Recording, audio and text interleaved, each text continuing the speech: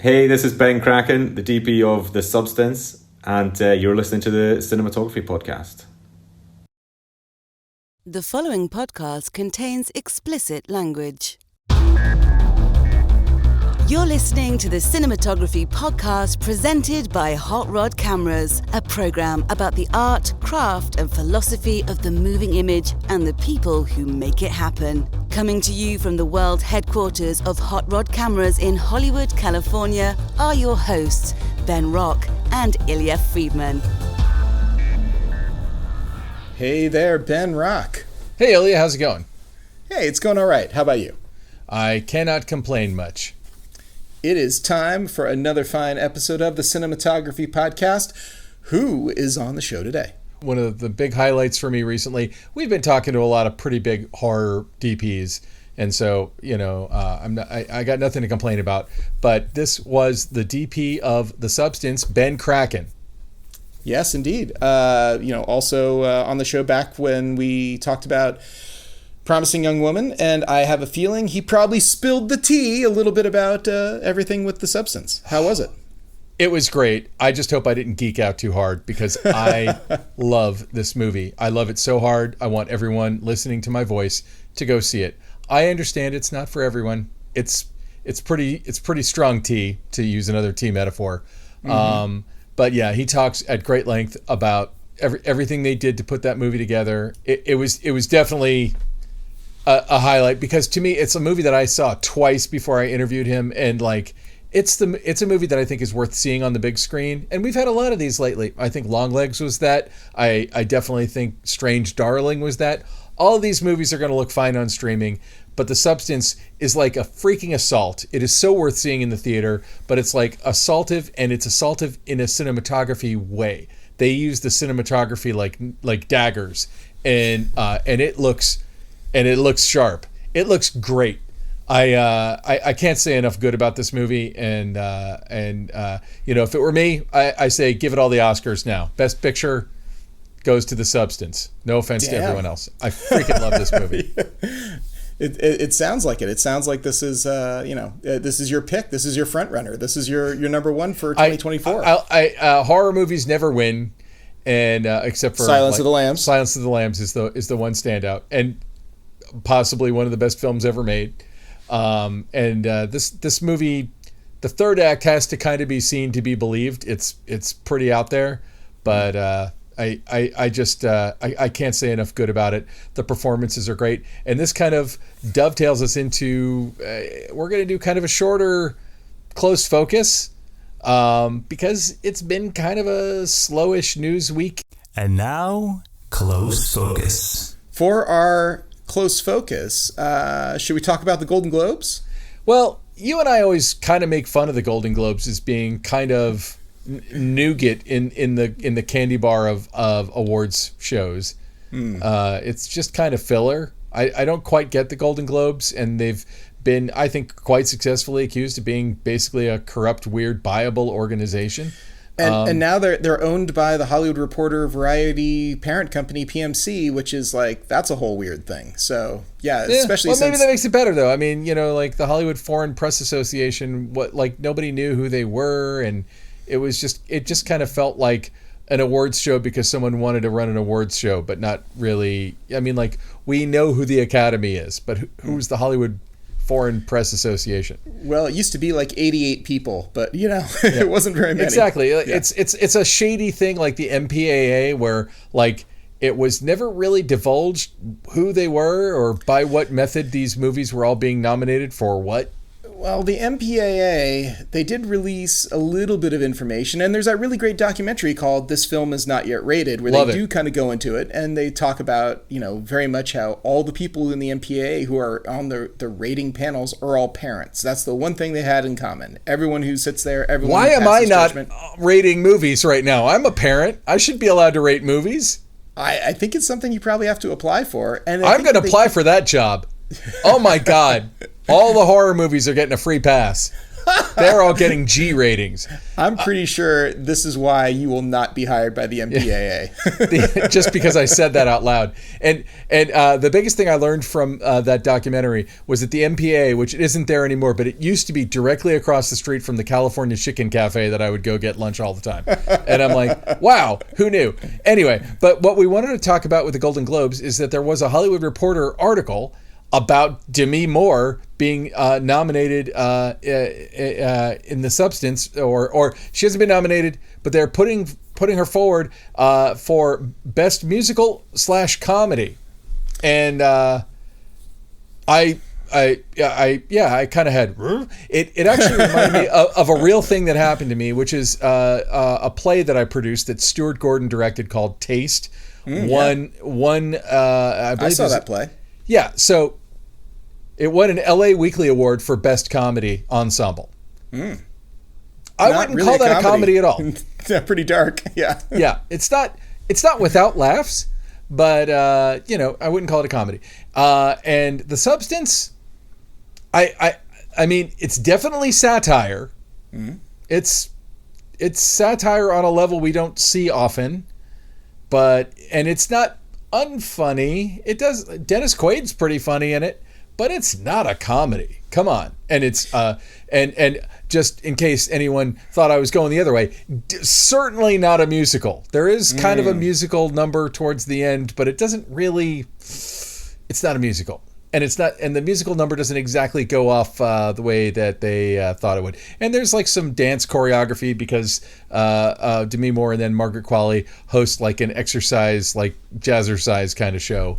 But yeah, it's hard to make the stretch then that's actually a musical. But the Golden Globes in particular, I think that comedy sort of split for actors and Best Picture and everything else, they sometimes really sort of rope in some projects that don't exactly feel like a natural thing. But I don't know. For the longest time, it felt like Golden Globes just really wanted to have like spot the celebrity, like, hey, if we nominate this, they'll probably show up, type of thing. Well, and hopefully Demi Moore does show up. I mean, like, look, I think Demi Moore should win every freaking award on earth for this movie. Give her the Nobel Prize in math. She's great in this movie. She's really great. And I was talking to a friend about it, and it's like, who else could you have cast?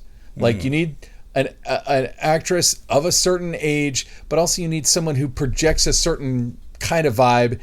There are others who exist, like Nicole Kidman maybe could have done it or something. Like, I can think of like 3 or 4 actresses, but Demi Moore, Meg Ryan definitely. But I feel like Demi Moore was like, she checks every box about this character, and she is so freaking fearless in this movie. I mean, like, she just goes for it, and right down to being in all the monster makeup and all the stuff that comes as the horrible stuff starts to set in. But also, like, I mean, she just in every way goes for it the whole time. I love this movie so much. I know it's too spicy probably for mainstream audiences to embrace like that. But isn't that what you want from an award ceremony? You don't. I mean, sometimes you go, hey, look, Oppenheimer is the obvious winner. And sometimes it's like, hey, what if we elevate this great movie that maybe not enough people have seen? And we see that all the time with movies like Moonlight. You know, I feel that way about Thelma. I think Thelma is really, really good, and I really hope it starts getting some attention from the Globes, from the Oscars. I mean, I think it will.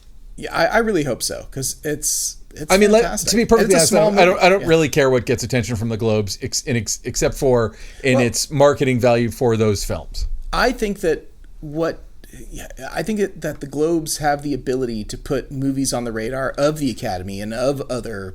So I think in that regards, it's good, because it does kind of like, it works a little as a precursor. I mean, because the Oscar noms close later. So yeah, I think that it's a possible opportunity for smaller films to get noticed. But frankly, the Globes don't usually seem to reward smaller films. That does not seem their angle at all. I mean, the thing about The Substance is it might be kind of a perfect storm, because it's a smaller film with big actors in it. Yeah. And they're not, like, Demi Moore isn't someone who's like the lead in a lot of movies right now. She's not a huge in-your-face movie star all the time right now, but she's someone who's kind of iconic and has been around for whatever 40 years.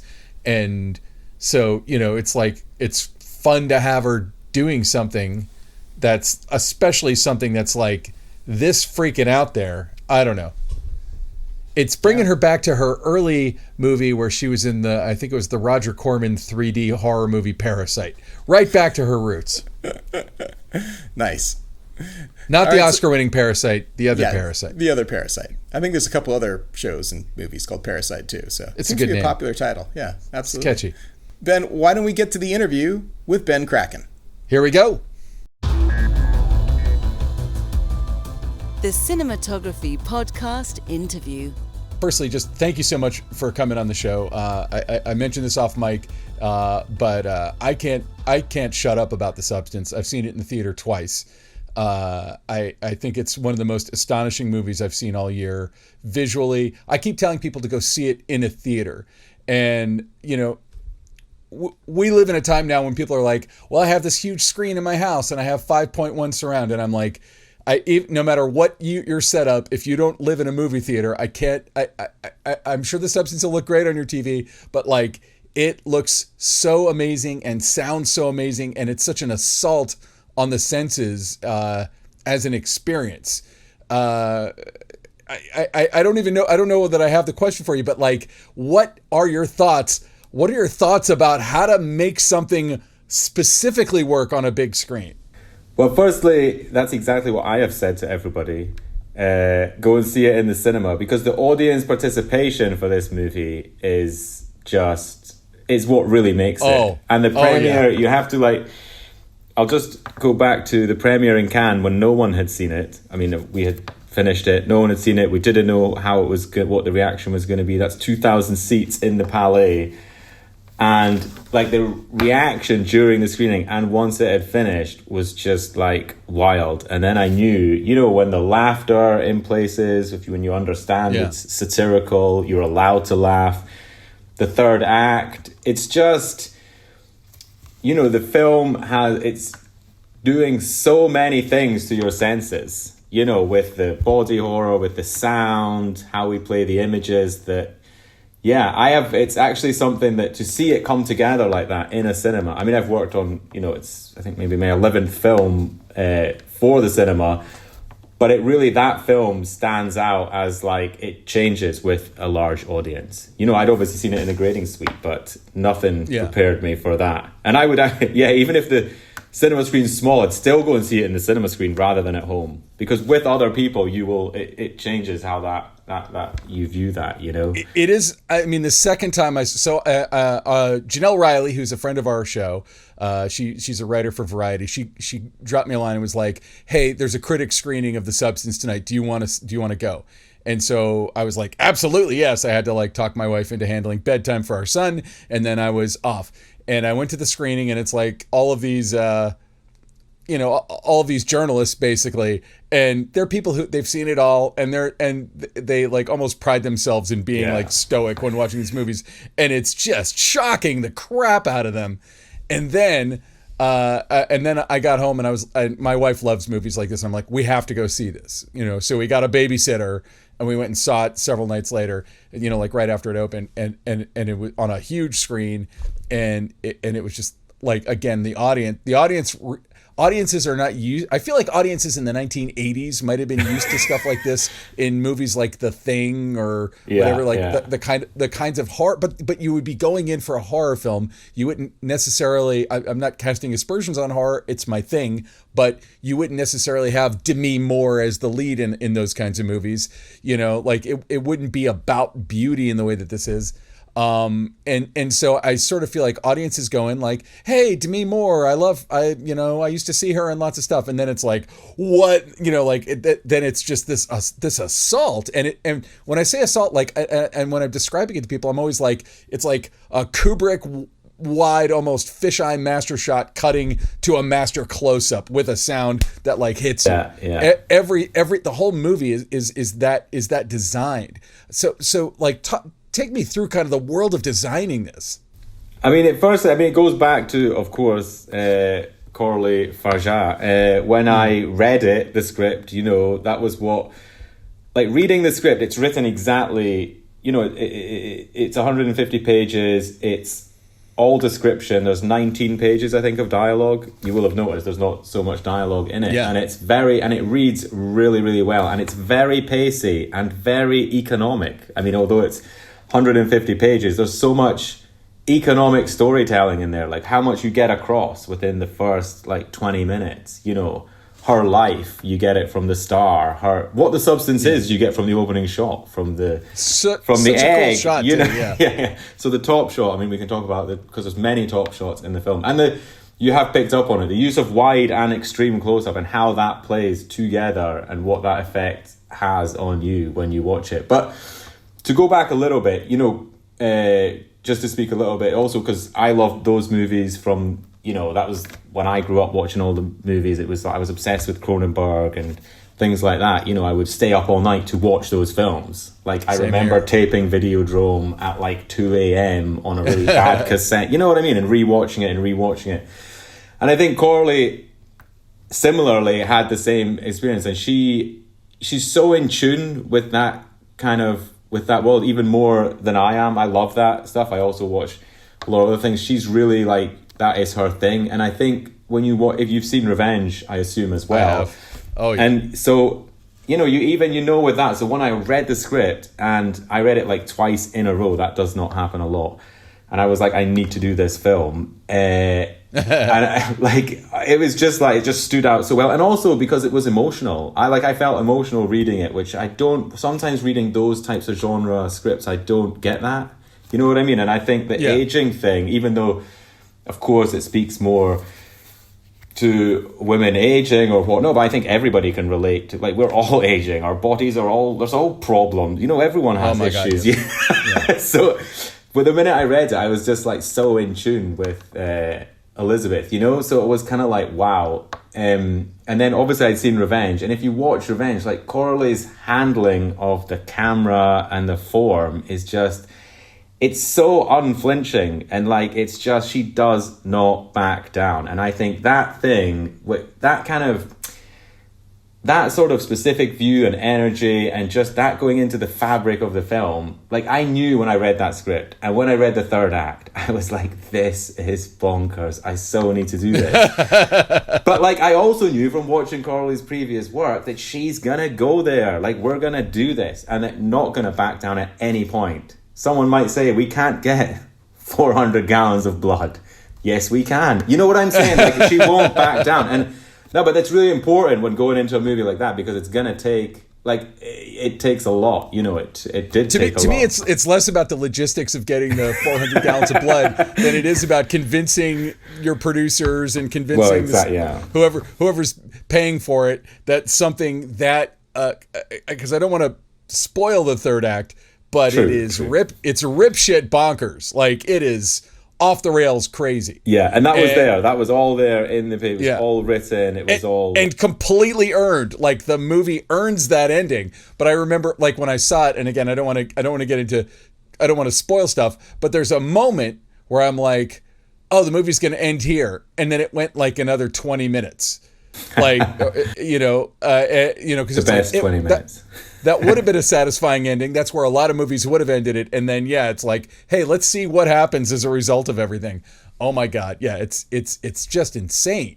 An opera of blood, but for me, that's like, but also, I love that. You know, I love that I love the third act. I like like when it plays, something plays out. And it wasn't I was very aware. I think also that's how I ended up in that meeting. Of course, like Coralie she liked Promising Young Woman, and that was similarly when I read that back in 2019. You know, the third act was the thing that really like got me, and I just think when I read that stuff, and I was aware, you know, the fable-esque nature of this movie, the fable-esque nature of that movie, in a sense, you know, they're kind of spiritually connected for me, at least, anyway. And I believe it. And Promising Young Woman is wonderful and looks amazing, but it's a chamber piece compared to this. Yeah, like, it was also. You're right. This is opera, and I kept thinking, because like this may be a mild spoiler, but it's like the whole movie is sort of about the beauty standard that an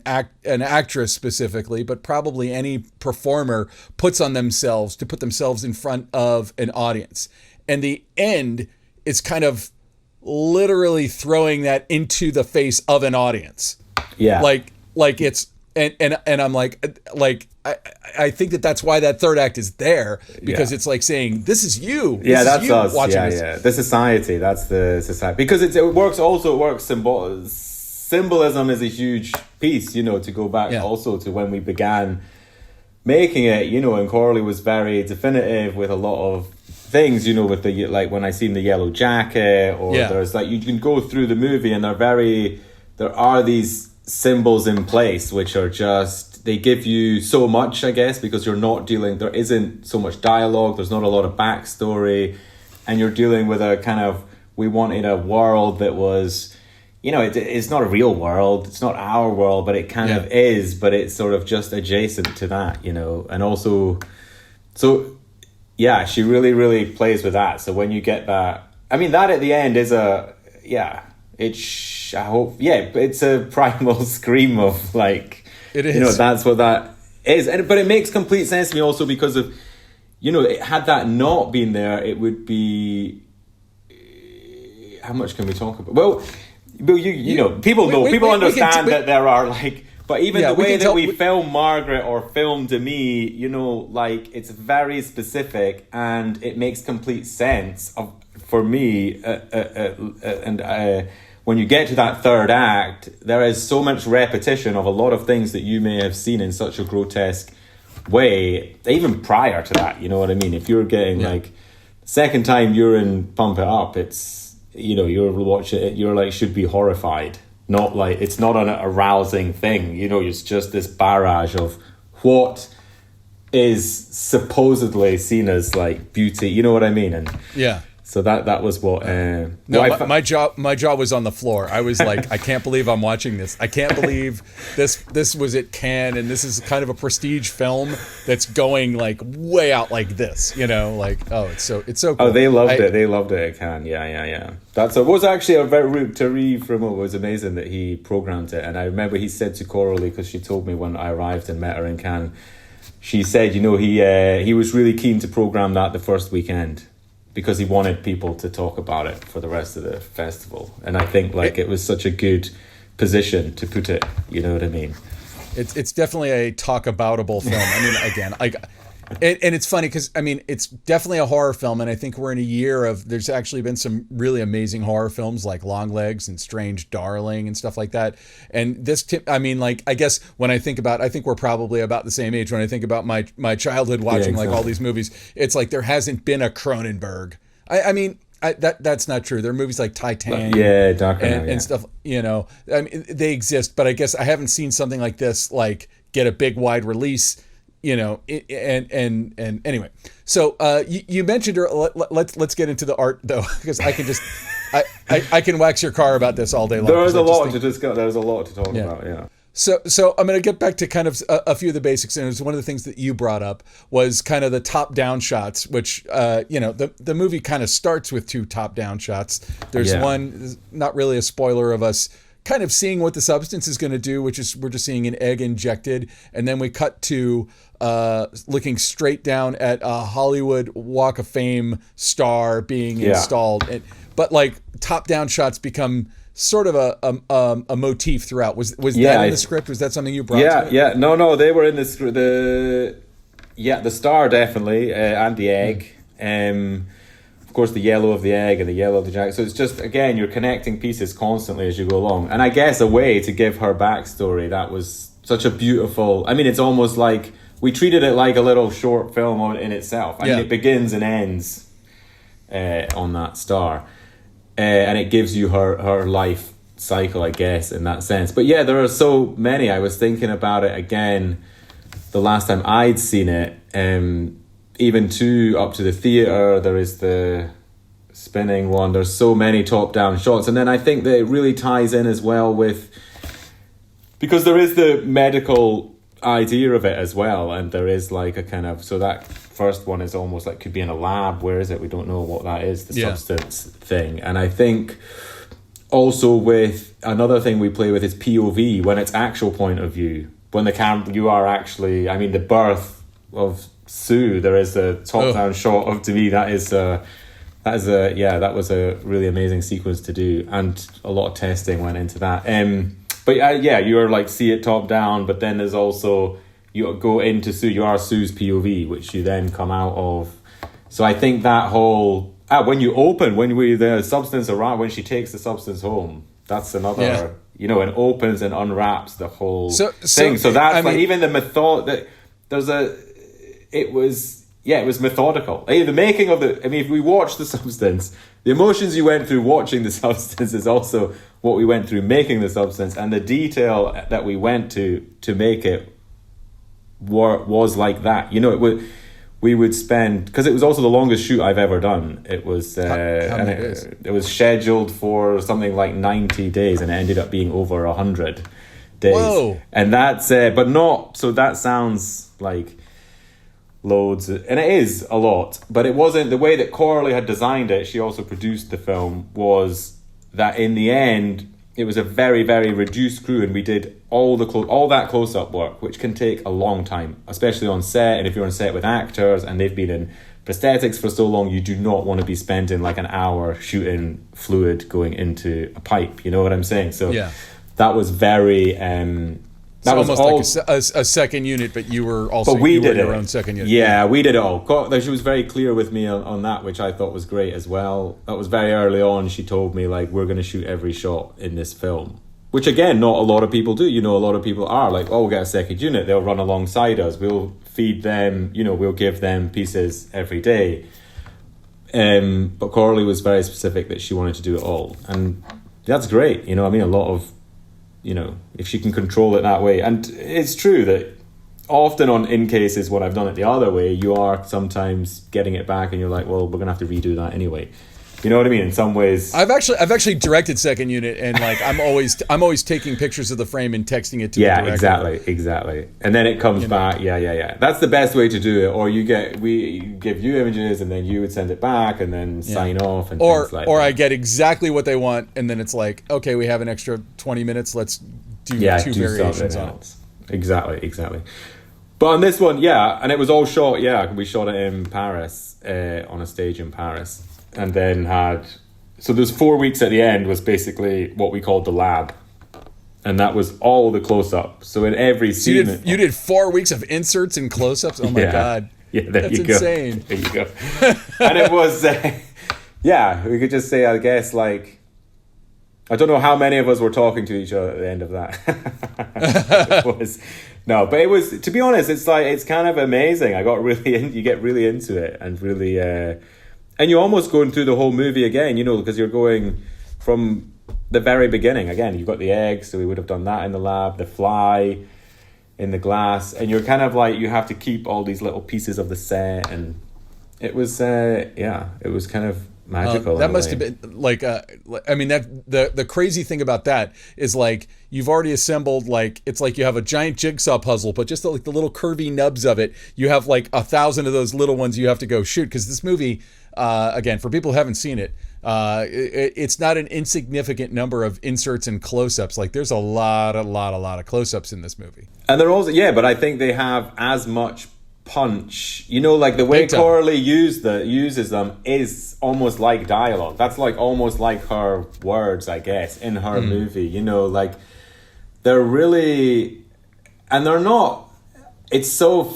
Some of them were quite challenging, but kind of like really fun and satisfying to do. Like she would really push everyone, like the whole crew. Even if we're looking at like the shot of every time she uses the bin, if she's putting something in the bin, that's like getting the focus to hit the minute it lands at the bottom through the bin. These are like, they take time. All that stuff takes a lot of it's hard to nail those kinds of shots. Yeah, so but I feel like, and it just gives such a fun when you watch it, and because she also edited the film, I think, along with 2 other editors, but you can tell, she has such a way with those images, and she knows how she's going to play them and how that's going to, the rhythm of it, you know what I mean? And I think it makes it so enjoyable to watch. So but also, there was such so fun as well. Let's talk about kind of the approach to the lensing and the approach to the lighting of it, because it is extremely stylized. And again, I see all kinds of inspirations in it. And when I was telling my wife about it, I was like, imagine in The Shining, you were in room 237, but there was no Jack Nicholson there ever. Like it was just the two versions of the woman in room 237. It feels like that. Some of it feels like I'm inside the Overlook Hotel, and there's that one shot you come back to repeatedly that's like that long hallway with the carpet that has the very specific orange pattern on it. Yeah, like, that's in the TV studio. Yeah. That's kind of like Elisabeth's life, I guess. Yes, how Coralie's seen that. That's where you go into the studio and back. I mean, corridors also play a massive role. There's many corridors. There's the corridor in the house. There's the corridor when she goes and gets the substance. There's the corridor at the towards the end when Sue is falling apart. You know, she's dying. Oh my God. So it's that sequence. So I mean, the transitional spaces of those corridors and. Yeah, the one in the TV studio is specific because it's very graphic and it's super symmetrical. We would shoot it like completely centrally all the time. And that was played because, originally it's Elisabeth. It has all of her posters from her aerobics career, as it were, and you go from young to old and you see her whole life, and then that gets taken down, and then Sue starts to come up, and then at the end that gets completely covered in blood. Yeah, that's that was fabulous. That was an amazing sequence to do. That also took, so again, working on a stage in Paris, what was exciting about that, and again, I'm not the kind of, but up to that point I've shot on stage like for like one location or two locations, but to be honest, most of my work, I'm more of a location DOP, or I had been up until that point. It wasn't like, that's what I would usually do.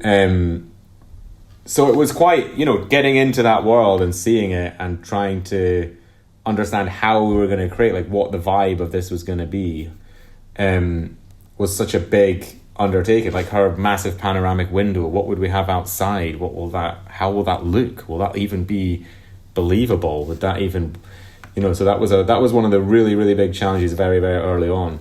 But with I assumed that was green screen. No, not at all. No, we definitely, that was the one thing we didn't want to do, was green screen. So when I arrived... how did you get the panorama out of her window then? That was a soft drop, an old school... Yeah, it was it's the kind of fabric... Like a translate? Translite, basically, yeah, Roscoe soft drop. I was hoping you were going to say they built a miniature of downtown Los Angeles on the stage. That would have been so good.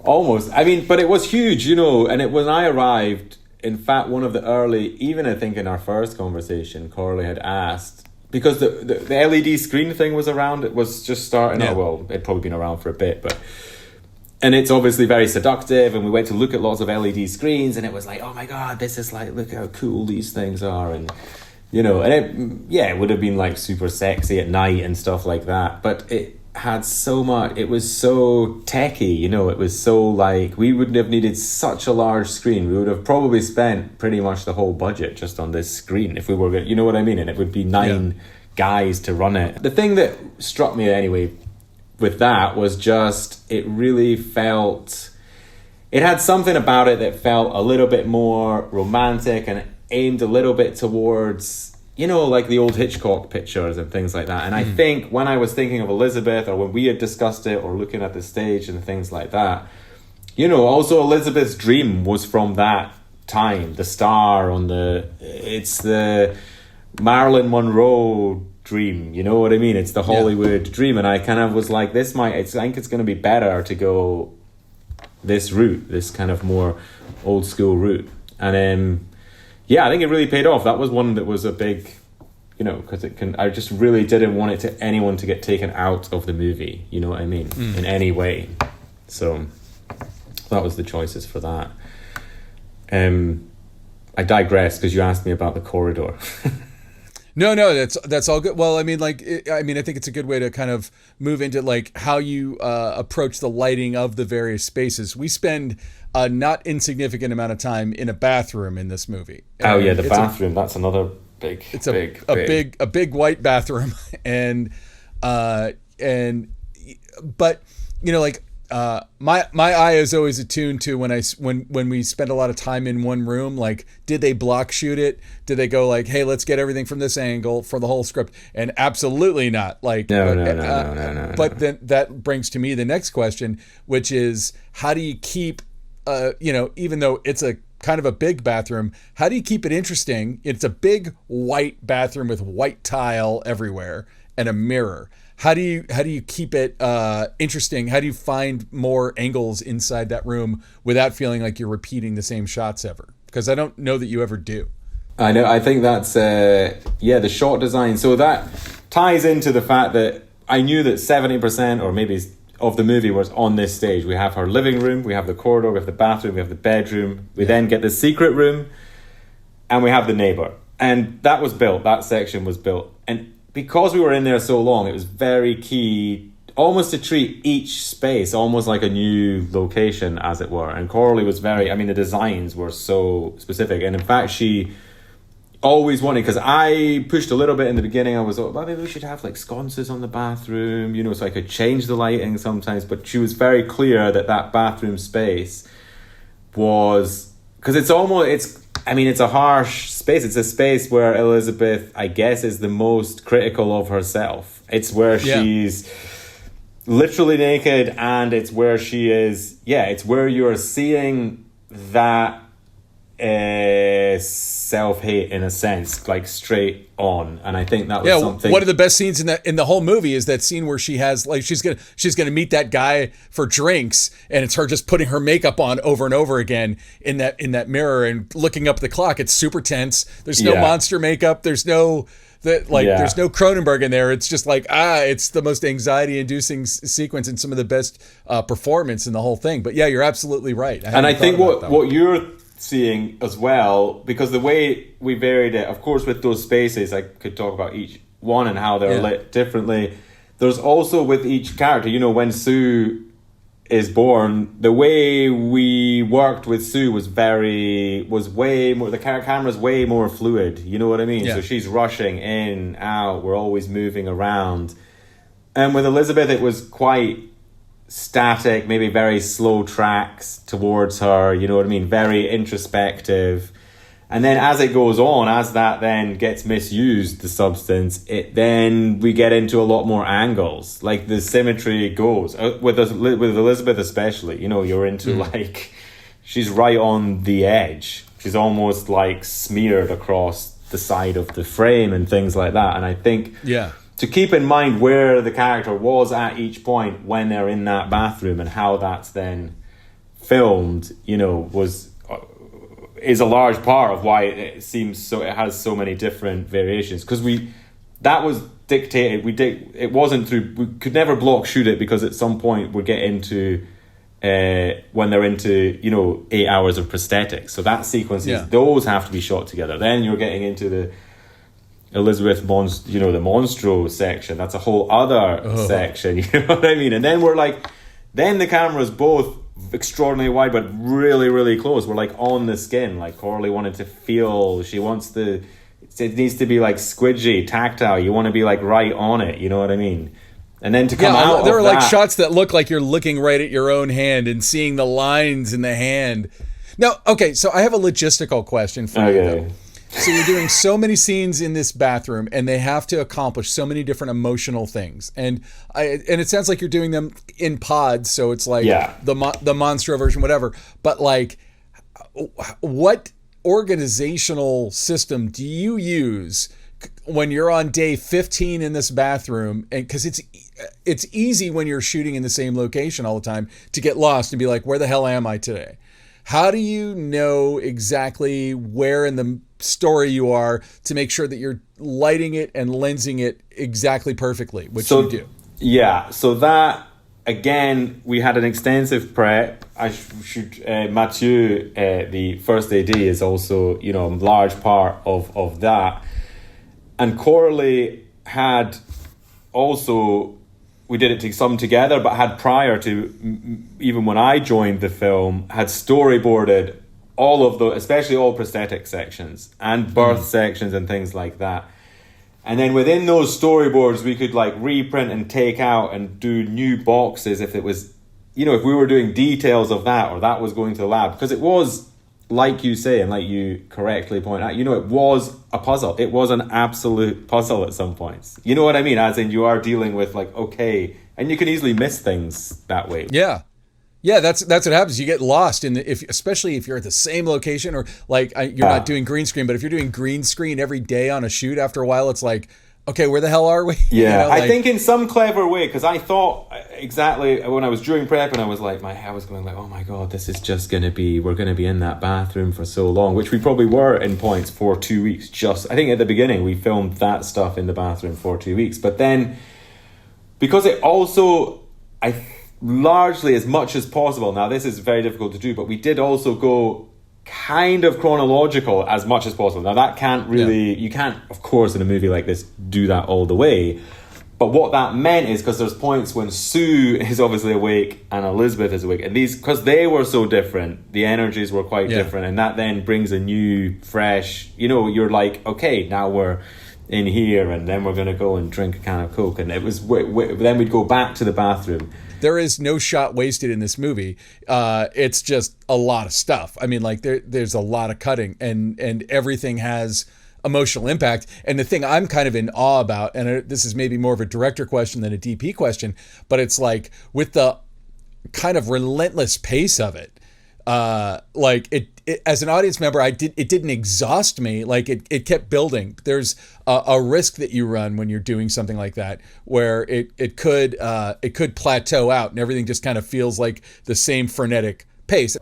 It's like, it was Coralie who had the, you know, again, the way that she thinks about shooting was also quite different, and for some people took some time to adjust, because we didn't, this is both, I think, how we were working and how you work with prosthetics, because obviously the prosthetic stuff, you know, when it comes on the set, if Demi's been in makeup for 8 hours, once she's in the kind of requiem stage where she's sort of half altered, let's say, it's also quite imperative that we shoot, you know, because the prosthetic throughout the day is going to change. It's going to need more time. It's like anything. It's like working with, you know, animals or whatever. You start getting unglued. And, so in a way, sweat comes to the edges. And I think, you know, you had to really like be aware of that. Also, like, so we'd go straight in and we'd be doing like the close up. She's on the phone and we'd be doing like right close up. I'd be like 24 mil on top of her head, you know. Even at the end of a day or beginning of a day or at the weekend, we would be testing, or we would be trying out angles with a double and whatnot, you know, just to really find like, where is it best with this prosthetic? What it looks kind of like, you know, what looks cool here? What's going to work here for this scene? And I think it really kind of helped. It was almost like we were shooting and continually kind of testing and pushing to see what would happen, you know. I mean, example, like the shower sequence where she's in the bottom of the shower knocking her head against the floor and it goes up, like it's all real, you know, that's a real shower. We built a shower 3 times the size and really had I'm so jaded. I just assumed that it was extended with visual effects. No, there's not. So there isn't. That's the other thing. There isn't. Everything is real. The visual effects are used to connect certain pieces. Of course, like Demi on the back of Monstro, her movement and stuff, but all the pieces are real. It's all practical. It's all done practically. Even the tunnel of light is practical. So it was things that we would continually test and go on. And how does the camera move up? And do we go past the shower? And how is it raining all the time? And you know, it was continuous. And with the blood in the corridor, you know, that was a really, really, well, you can tell when it's, in my opinion, when it's real blood or when it's CGI blood. I mean, like, you know, I've certainly seen CGI blood enhance the real stuff, but if you don't have like it just never looks right if it's not real on the location, you know. Yeah. So those. I mean, it is a Peter Jackson Dead Alive level of blood going on in there. It's so good. It's so good. I mean, that was like, that is a literal fire hose of blood. At one point she sent me in the audience with the camera, and it was, I think she was aiming that at me. Really? No, it was just quite fun. It was good. Did you go home looking like a crime scene after that? Yeah, there was like showers outside because everyone would have to go and shower. God. All the extras would shower, and because we did, I think, again, we had to build that theater space because we did tech scout, as you call it. We scouted a lot of theaters in Paris. We even found one that was going to refurbish completely. Uh-huh. And I think maybe on our second meeting there, when Coralie explained the scene, they were just like, well, there's no way you can do that here. I would look for places that Guar had played in concert in the 90s, because they would just douse the entire theater with blood. Theaters that had done the Evil Dead musical. Yeah, exactly. Yeah, you needed something, but it was basically to destroy it. So you had to build the whole theater. Yeah, we built that. We built that whole thing. Oh my God! Yeah. And then completely, I think there was 3 dry days and then 3 blood days, and it was you definitely got your money's worth out of it. And that was and it went everywhere. It's in the lights. It's everywhere. It goes completely bonkers. So, you mentioned that it was kind of a different world for Elisabeth and Sue. Can you talk about your different approach to lighting, lensing, filters, anything that you did? Some people might have used a different camera. How did you? For those who haven't seen it, Elisabeth is Demi Moore, Sue is Margaret Qualley, and they do have a very different feel. What did you change besides just the fluidity of the movement itself? There's a lot more. The sun is out a lot anyway because it's like LA, or it's LA of the mind. So we had a lot of hard light. I had a lot of hard light coming in to the set. The camera's way more fluid. With Sue, there was quite a few specific. I found some filter, there was something called a pink swirl that I found at one point when I was testing, and I would test. This is in prep in RVZ in Paris, and I would send those tests through to Coralie, and she would be like, "Oh yeah, I love that. I love the pink swirl thing." So when you first see Sue, what is pink swirl? It's essentially has these little pink wires inside the filter. So when any light hits it, it just goes it gives a pink flare, and you'll notice it kind of increases, and then by the time you get to pump it up, we had this thing called a confetti lens. It's almost like there's confetti inside it, and it kind of stars, I guess. At one point I thought maybe it went too far, but I think it works quite well. So it was things we would really push. Hers is obviously just so much more colorful and vibrant and just kind of constantly heightened, I guess, with Sue a lot more. And then obviously in parallel, you would have, we had a much more, along with the camera being much more static, i.e. if it's just Elisabeth in front of the TV and it's just the TV light, you're more into a much more kind of twilight, strange blue, browns, more deterioration. So it was more done with lighting than it was with, because the lenses, I used the same lenses for the whole picture. the lens package was quite extensive, but there was mainly K35s for the whole thing. My next question, because of it's a bit, that was actually, again, I wanted to shoot it anamorphic originally because of the kind of American star. I just thought of LA as anamorphic, the kind of horizon of it all, but there was no way with it to go so close. I know that Coralie, when we would test shots, she would be going we would be going wide and then coming right into the face or going right into an eye, and I was just there's no way that's gonna play on anamorphic like that. So then we went spherical, and with those K35s, you can go pretty close with them, quite for an old lens, and they have a warm flare, which I really liked. They're kind of tricky to use for a feature film. Each one has a slightly different color, and they have to be so there's a bit of tuning you have to do. And then obviously we got some, the other great thing with the K35s is their widest lens is a 14mm, and it works on large format, which is quite astounding. So that was what we, the really wide stuff you see is on that 14mm. And then I had... Which was the camera you used? Alexa LF. Yeah. So this, slightly larger than the 35. You know, we even begin the movie, it's much more clean, the image. You're looking at a lot of symmetry, a lot of... and as that movie progresses, you know, that's both starting with Sue, and then we've got these pink filters, we've got confetti filters coming in, and then we have, as the deterioration happens with Elisabeth, you've got things coming in front of the frame, you know what I mean, and things blocking the frame and odd angles, and then you get to the point where you're even shooting through blood. You've gone from like a completely clean image of two eggs to, like, you know what I mean, like just blood covering the frame. And I think that's by design, you know what I mean. The whole thing is designed to keep going. That's a visual arc if ever I heard of one, you know. But even just thinking of it as starting in symmetry, you know, kind of these like very centered shots to, you know, I mean, you know, it's pretty off kilter by the time we have our lunch meeting with Dennis Quaid, but with his close-ups, his close-ups are very. Oh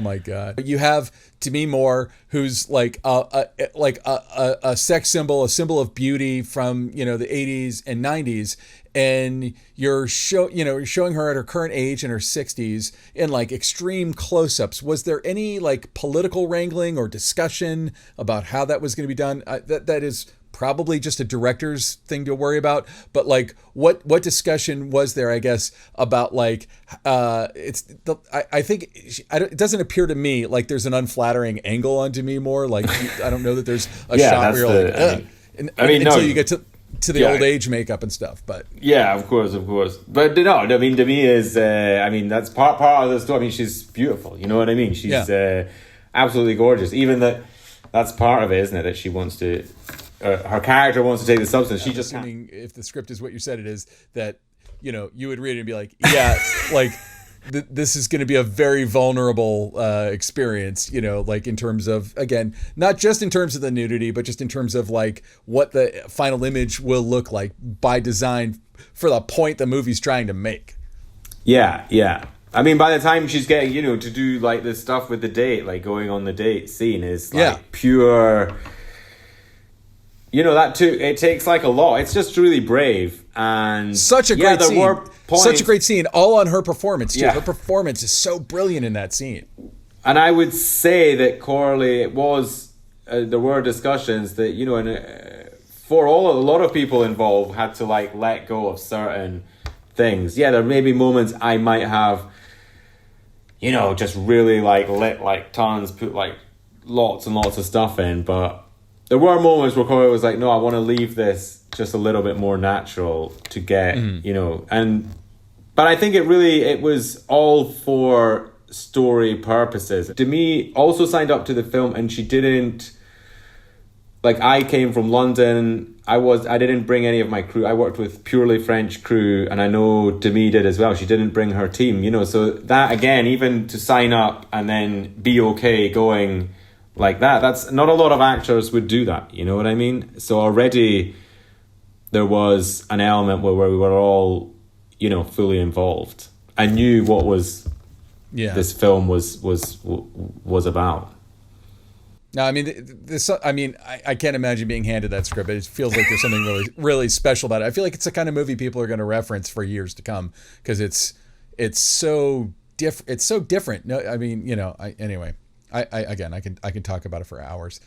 Yeah, it's a great thing, you know, because whatever happens in my life, I will always be the DOP of the substance. So I know that's the and Promising Young Woman. I mean, like, you know, almost. I mean, they're not back-to-back films for you, but you know, like in terms of just within a space of a few years, like those are two really landmark films in their own separate ways.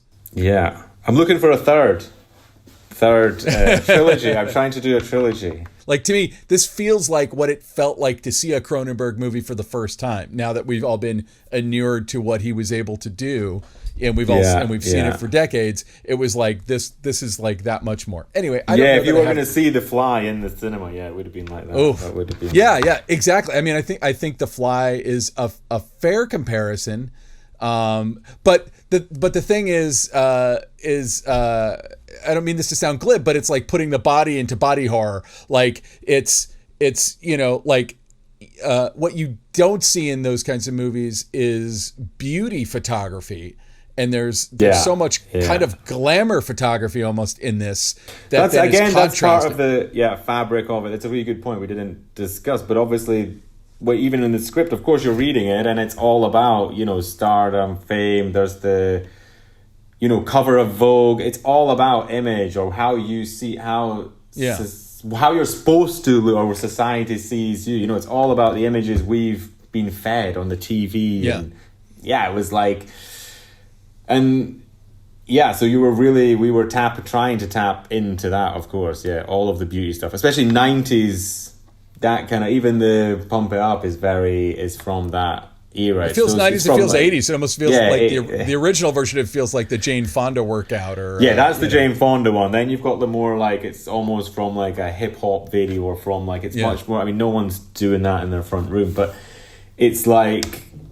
we wanted to take that language and really keep, you know, hammering it home. Which Coralie is like really, you know, she's really adept at, and she understands it so well, almost, you know, she's really, it's her thing. And I knew that, you know, that was something that I knew going in, which I really liked, was that she was wanting to take what she'd started in Revenge. Of course, what they're discussing are completely different or whatever, but stylistically she's moving that forward. She wanted to, like, I want to, you know, there are even references to that. I think there is like a little beat that we put in where, you know, Margaret has blood all over her just once and I think it is a shot that is mirror. I hadn't thought about it, but I it's totally a revenge shot of you know what I mean. And so it's after a fight scene that is reminiscent of Revenge, like. And maybe that should be the last major question, though, is about that fight scene, because it's a long fight scene, and it's pretty intense. That was you know, the whole thing is kind of a spicy meatball for a lot of audiences, but like that fight scene was probably the only time that my wife was like, oh, and because it's pretty brutal.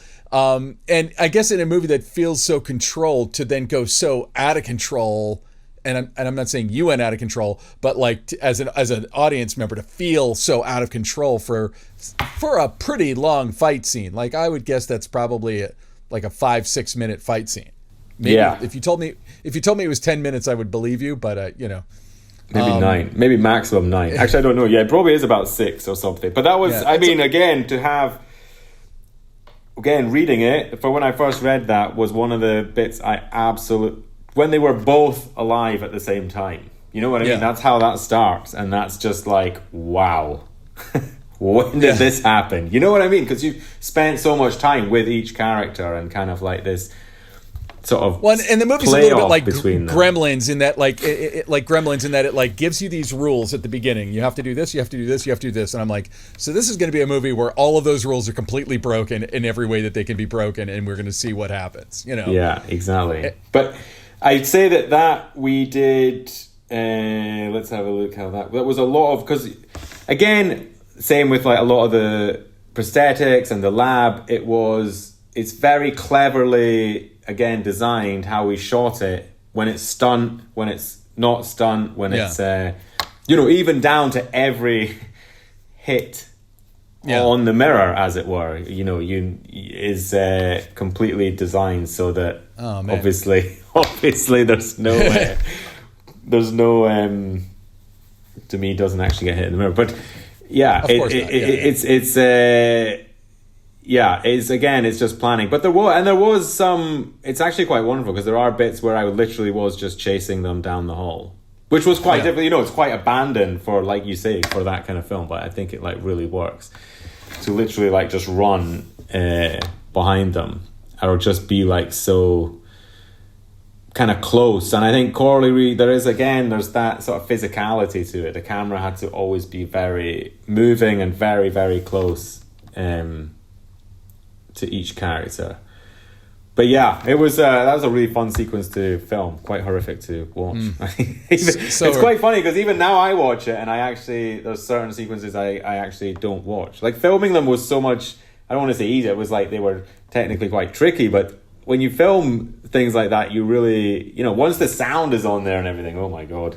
Then I can't even watch it anymore. Well, and I feel like, like you get into the weeds of it and you're in color correction. You're like, exactly. Let's take a little magenta out of the shot. And then you like see it up there, like in, big as life, and oh man. Anyway, well, thank you so much for your time. Thank you for shooting this movie and, definitely brightening up my summer. Thanks for having me back on the show.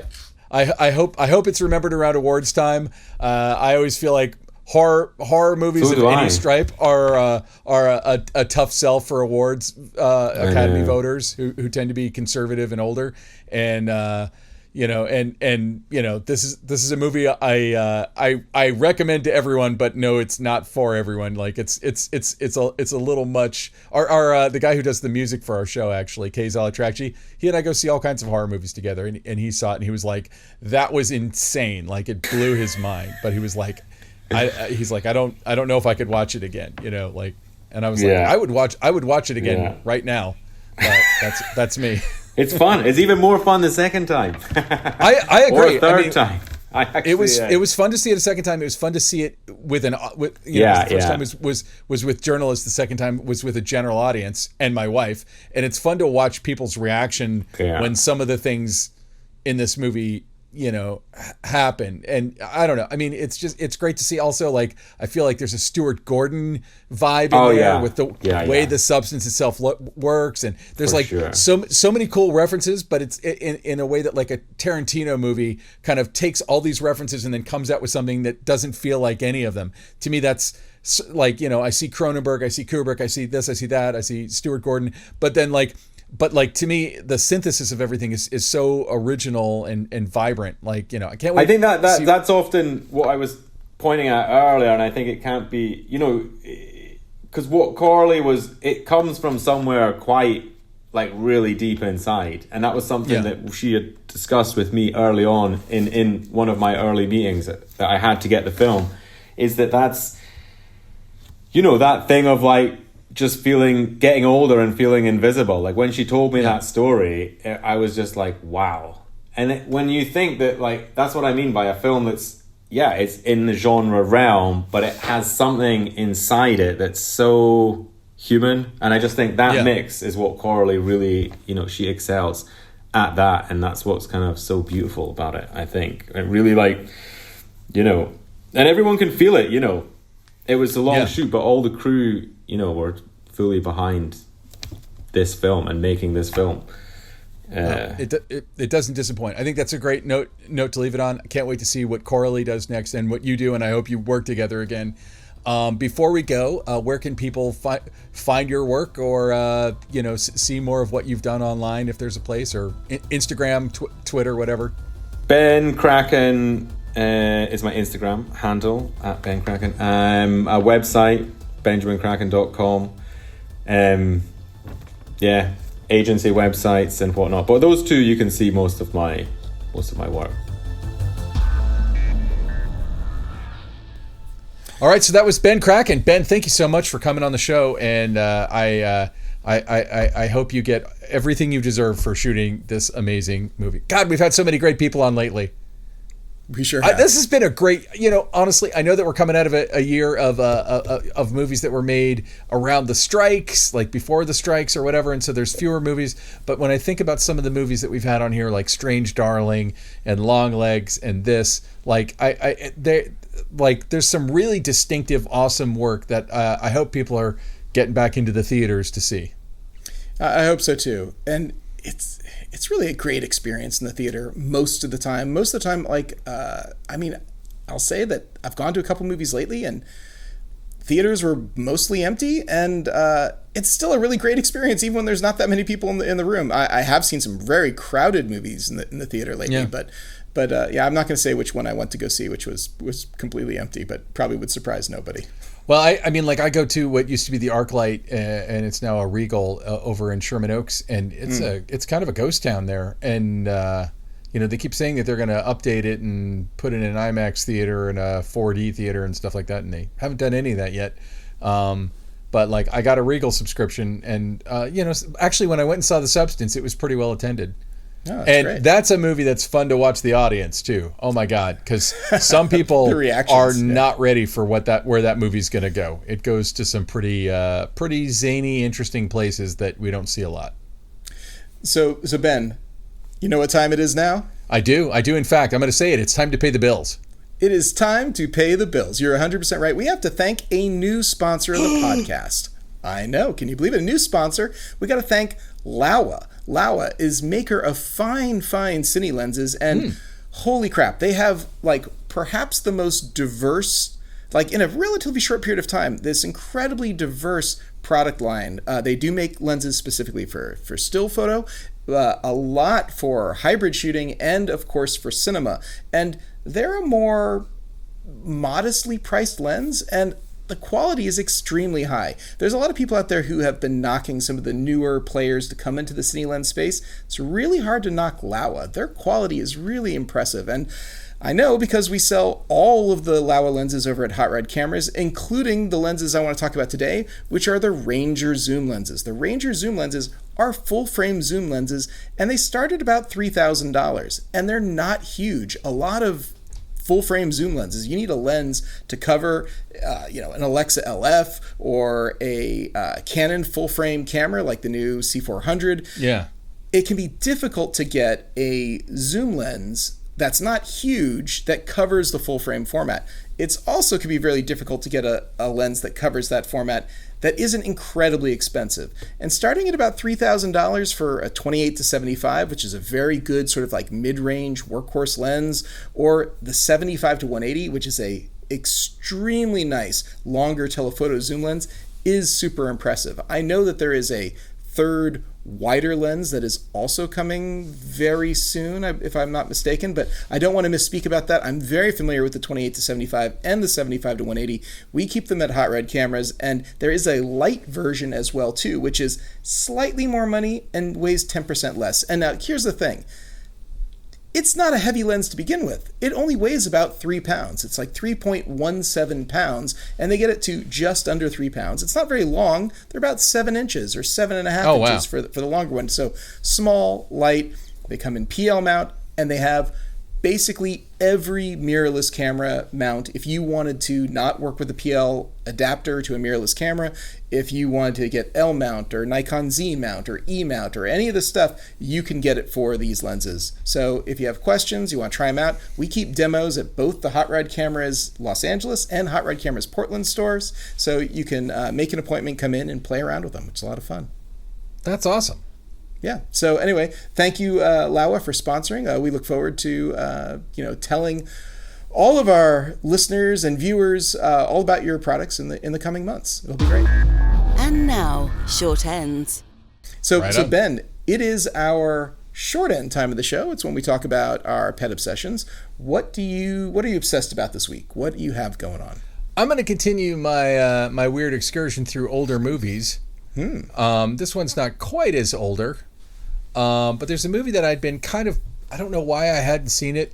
Everything about it sounds like something I would want to watch. And I think it was on Canopy, but I finally sat down and watched it. It's a movie called Magic from 1978. Have you ever seen it? Oh, I've seen it. Yeah. So It stars Anthony Hopkins, and it's kind of funny to think this is Anthony Hopkins literally 12 years before he played Hannibal Lecter. And he seems positively young and sprightly as a ventriloquist who talks to his dummy a lot. And it's a movie it's got an amazing cast. It's got Burgess Meredith and Anne Margaret, and it's directed by Richard freaking Attenborough, and it was written by William Goldman of Butch Cassidy and the Sundance Kid fame. I mean, one of the greatest screenwriters ever to do it, and also like one of the greatest thinkers on screenwriting. If you've ever read any of his books, like Adventures in the Screen Trade, just really great. And cinematography by Victor Kemper. It's incredibly talented. It's a great. I mean, like, we're still, this episode will drop here during spooky season. It's a great Halloween-ish movie featuring a super freaky ventriloquist dummy who talks. Anthony Hopkins is billed twice in the movie, once as his character and once as the character of the ventriloquist dummy. And I don't think I should say any more. Crazy Doll movie starring freaking Anthony Hopkins, directed by Richard Attenborough, shot by Victor Kemper. Anyone listening to this, you got to check it out. It's a great movie, and I'm ashamed to admit that I was this old before I actually saw it. Yeah, it's. I remember seeing it when I was probably like 13 years old or something like that, and not thinking it was absolutely the horrifying horror movie that it was made out to be. But it is super spooky, very much a mood piece. There's a lot of stuff going on. Yeah. I mean, it's Richard Attenborough. It's not going to be Alien. Like, it's a little. I'll say this. It feels even a little old-fashioned for the 70s, because you kind of go the 70s, you've got The Exorcist and The Omen and, a lot of, like, even movies that I think it came out a year or two later, but Peter Medak's The Changeling, which I always talk about, one of the movie that freaked me out the most as a little kid. This isn't that, but it's really got a great mood to it. It's got just an amazing cast. And it's super well shot, and it's got a great tone and a mood and a look, and I think it's definitely a movie that I wish I had seen before now. Excellent. How about yourself, Ilya? What's your what bug is up your ass this week? Guy Ritchie. All right. Guy Ritchie. Does he fit all the way up there? I'm not trying to fit him in there, but here's what I'll say about Guy Ritchie. I don't love all his movies.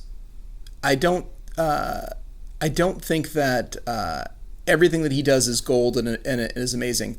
My TV started auto-playing. Roku started auto-playing a show called The Gentleman. And I didn't know who it was. I didn't know what it was. I didn't know anything. But I got sucked into it, and before I knew it, I sort of found myself watching it, and I was like, this kind of feels like something like Guy Ritchie would do. This kind of feels like a Guy Ritchie thing. And then sure enough, by the time the episode was over, and it was about to autoplay straight into the next one, I kind of went back and stopped, and I was like, oh, this is a Guy Ritchie show. There is something about Guy Ritchie, the stuff that he does, that isn't like other filmmakers. And I guess you could say it probably has to do with the dialogue, and it has to do with the characters, and it has to do with like the settings and the pieces of the whole thing. And he's got like a family of actors that he brings back over and over and over again. But even though I'm not the world's biggest Guy Ritchie fan, there is something really satisfying and sort of like a junk food sort of way to me, at least to me, just the testosterone male seedy underbelly sort of world that his movies seem to have, these characters where they embody and they thrive. And this is like, I don't know what it is about the characters inside of Guy Ritchie movies, but they also seem to be like simultaneously, living their best life and going through extreme agony all at the same time. And I don't know how to explain this, but there is something about Guy Ritchie. It's a je ne sais quoi.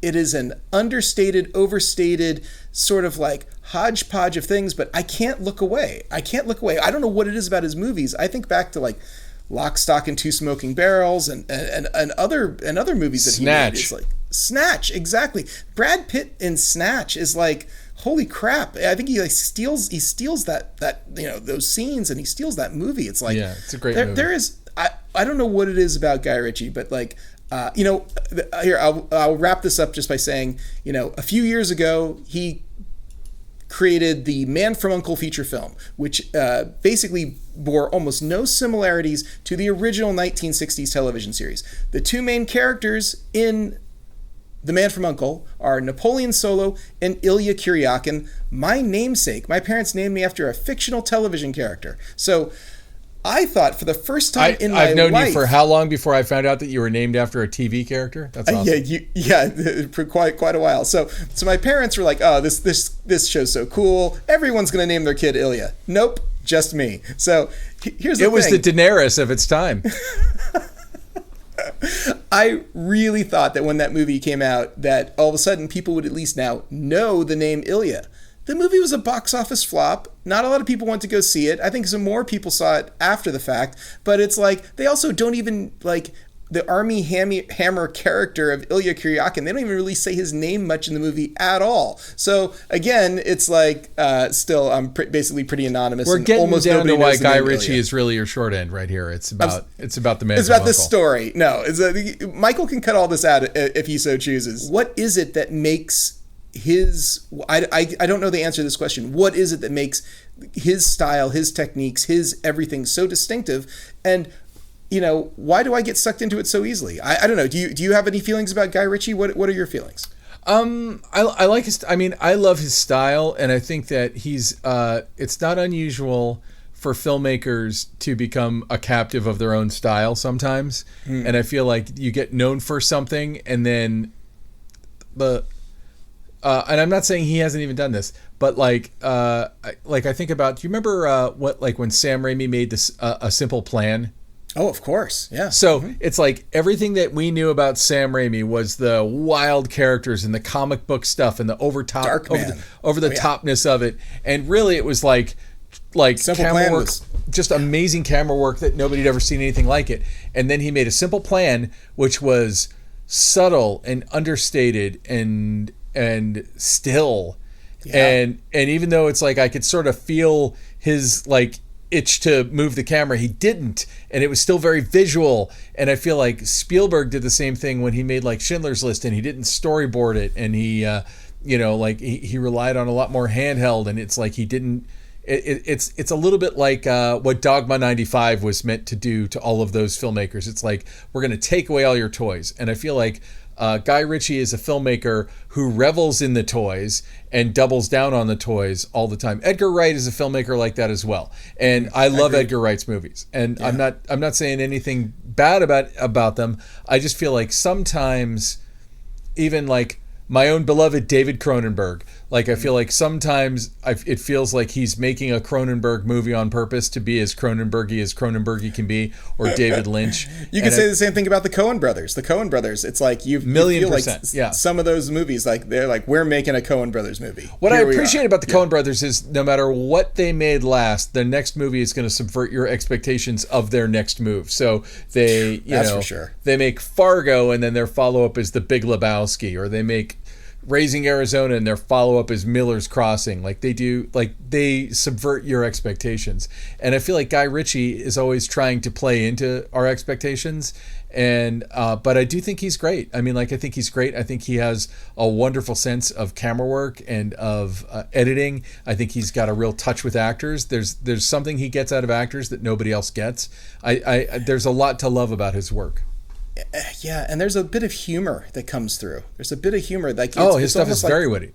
Yeah, it's like the situations get to be so outlandish, and he finds the humor in those situations. I mean, even like his Sherlock Holmes movies, like I feel like Sherlock Holmes is a funny character, and they found a way to make it completely fresh and different. And pre-Avengers Robert Downey Jr. kind of playing not what we think of as Sherlock Holmes and doing a wonderful job of it. Yeah, I mean, yeah, he's definitely it would be interesting to get him on the show and just kind of talk to him about his vibe. I agree. I'd love to. I'd love to chat with him about it. All right, Ben. So I think that just about does it for this episode. Where can people find you if they want to track you down? Come to benrock.com. Check it out. That's you can find my social media stuff and Facebook and Twitter and LinkedIn, whatnot. How about yourself, Ilya? Where can people find you? You can find me at Hot Rod Cameras, hotrodcameras.com. All right, so Ben, who do we have to thank? Who made this show possible?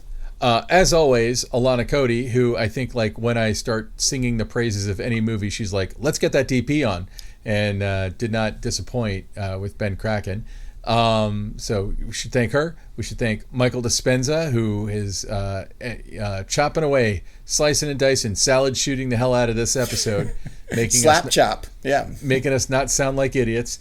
And last but never least, we got to thank our good friend Kays Alatracci. I just went and saw a movie with Kays just the other night. It was all great. What'd you see? What did I see with Kays? Oh my God! Oh, we saw The Apprentice. Oh, The Apprentice. Nice. Yeah. I'd like to see that. it's a very interesting film. It will get you talking. Anyway, but yeah, he got a Regal subscription and so do I. So it's like any movie we're vaguely interested in, we'll be like, hey, let's go check it out. We got the Regal subscription. Up yours. We're not paying anymore. Haha. I feel like I'm getting away with something every time I go there.